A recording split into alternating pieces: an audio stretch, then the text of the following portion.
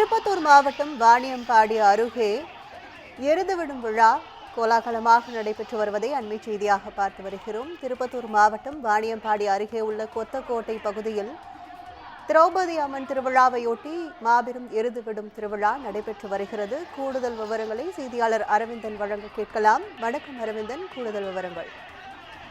வணக்கம் கற்பகம்.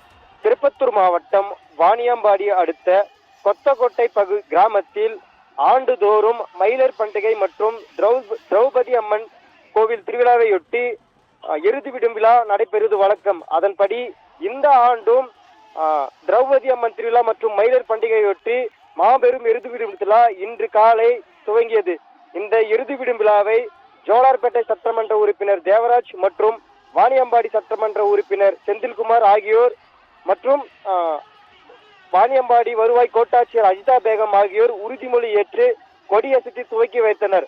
இந்த எருதுவிடும் விழாவில் திருப்பத்தூர், வேலூர், கிருஷ்ணகிரி, ஆந்திர மாநிலம் குப்பம் மற்றும் பல்வேறு பகுதிகளிலிருந்து 250க்கும் மேற்பட்ட காளைகள் இந்த எருதுவிடும் விழாவில் பங்கேற்றுள்ளனர். இந்த எருதுவிடும் விழாவை காண சுற்று வட்டார பகுதிகளிலிருந்து சுமார் 5000க்கும் மேற்பட்ட இளைஞர்கள், பொதுமக்கள் என அனைவரும் காலையிலிருந்தே இந்த எருதுவிடும் விழாவை கண்டு ரசித்து வருகின்றனர். மேலும் இந்த எருதுவிடும் விழாவில் வெற்றி பெறும் முதல் காளைகளுக்கு பரிசாக ரூபாய் 1 லட்சம் ரூபாய் என 40க்கும் மேற்பட்ட பரிசுகள் வழங்கப்பட உள்ளது. கற்பகம். விவரங்களுக்கு நன்றி அரவிந்தன்.